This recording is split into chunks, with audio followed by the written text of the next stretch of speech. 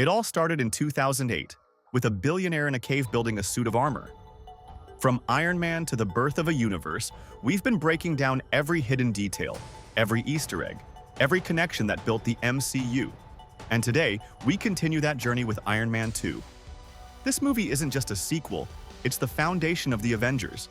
Introduces Black Widow, teases future heroes, and quietly sets up events that echo all the way to the multiverse era and beyond. And we're not stopping until we reach Avengers Doomsday. So if you love deep dives, hidden details, and long-term storytelling, make sure you subscribe, turn on notifications, and join the journey. Because this isn't just a breakdown series, it's the road to the end of the multiverse saga. I'm Soltan, and this is FilmHolic. Let's power up. Iron Man 2 is Chapter 3 of Phase 1 in the MCU. But it's way more important than people remember. Because underneath the action, this movie is quietly building the future. The film's basic storyline is inspired by the Iron Man comic, Demon in a Bottle, the famous arc about Tony Stark's self-destruction. And that theme isn't subtle here. Tony's "I'm invincible" attitude, the reckless choices, the spiral, it's all part of that DNA. Justin Hammer's factory is actually Elon Musk's SpaceX facility in Hawthorne, California. The people walking in the background are real employees, even though filming happened at night. And Hammer himself was changed from the comics. In the comics, Justin Hammer is an older, ruthless businessman, but the movie rewrites him as younger so he can be a direct modern rival to Tony Stark. Even better, Sam Rockwell and Leslie Bibb have been in a relationship since around 2008. And in the movie, their dynamic is the complete opposite. Christine Everhart is totally unimpressed by Hammer, romantically and professionally. Also watch the Hammer logo. It resembles an exterior image of Thor's homeworld, specifically the Great Hall. Even the name Hammer feels like a wink, foreshadowing Thor's arrival. As Tony is leaving the expo, there's a Seth Green cameo. The U.S. Marshal serving Tony the subpoena is played by Kate Mara. Tony asks where she's from. She says Bedford, which is where Mara is from. Where are you from? Bedford. What are you doing here? Okay. And this movie has two interesting Marvel crossover cameos. Kate Mara later played Susan Storm in Fantastic Four, 2015. Olivia Munn, who appears as the Stark Expo presenter, later played Psylocke in X-Men: Apocalypse. At the Senate hearing, Tony is surprised to see Rhodey, now played by Don Cheadle. Rhodey says, "Look, it's me. I'm here. Deal with it. Let's move on." Expect to see you here. Look, it's me. I'm here. Deal with it. Let's move on. That line works inside the story. But it also feels like Cheadle talking directly to the audience about the recast from Terrence Howard. Ivan Vanko is basically a combination of multiple Iron Man villains. Crimson Dynamo, Dr. Vanko, Electricity/Armor Tech, Whiplash, Razor Whip Weapon. He's also portrayed as the son of Anton Vanko, tied to the Dynamo legacy, and he even uses the identity reference B. Turgenev/Boris Turgenev, the second Crimson Dynamo in the comics. And when Vanko shows up at Monaco, he wears an orange jumpsuit with the name B. Turgenov, another Crimson Dynamo reference. In the comics, Boris's armor was designed by Anton Vanko, and Boris even has a connection to Natasha Romanoff. And the idea of Tony being poisoned by his own suit technology is also a comics nod, referencing the Mark 16, which caused health problems and had to be abandoned. According to Jon Favreau, the Asian man who gives Vanko fake papers to reach Monaco is a member of the Ten Rings, the same terrorist organization from Iron Man 1. And yes, the Ten Rings are famously tied to Iron Man's nemesis, the Mandarin. When Tony meets Elon Musk, he compliments his fantastic Merlin engines, the propulsion engines used on SpaceX Falcon rockets.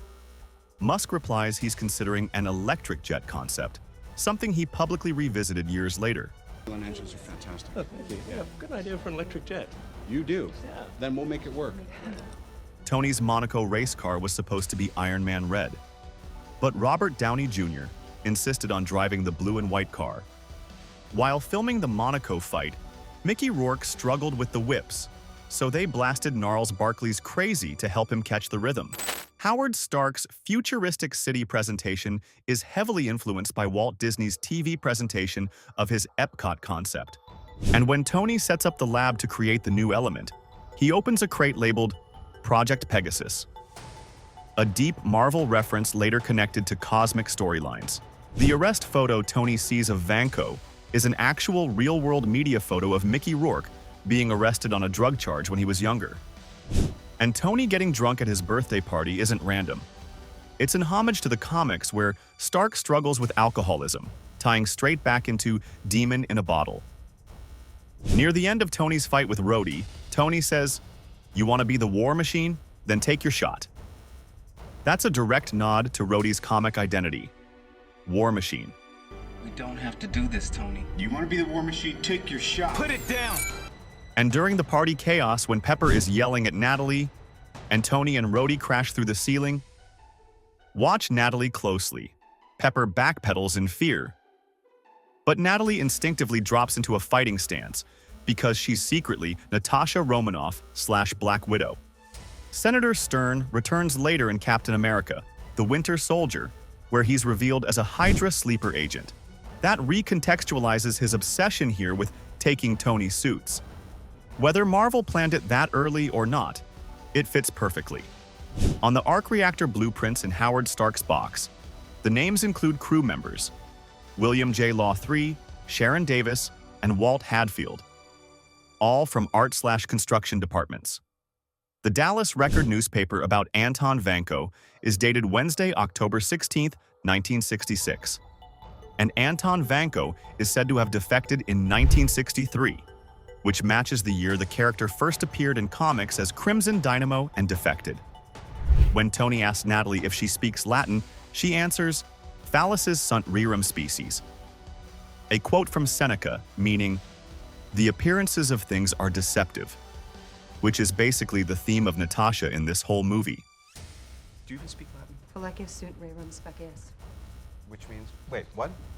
During the Stark Expo climax, Tony saves a young boy wearing an Iron Man helmet from a drone. Fans have speculated the boy might be young Peter Parker, Spider-Man. Marvel never confirmed it officially in the movie, but the theory became legendary. This film is practically screaming Avengers if you know where to look. In Howard's case, you can spot an old Captain America comic. Tony uses Captain America's S.H.I.E.L.D, a prototype, to help build the new reactor. In Howard's notebooks, there's a sketch resembling the Tesseract. Near the end, a news report references the Incredible Hulk campus battle. The post-credits scene. Agent Coulson finds Thor's hammer in a crater. Map locations point toward future Marvel events, including an Africa location referencing Black Panther. The Ten Rings, Black Widow, War Machine, Captain America's S.H.I.E.L.D, Thor's hammer, even Wakanda on a map. This wasn't random. This was Marvel building a universe, piece by piece. And we're breaking down every single step of that journey.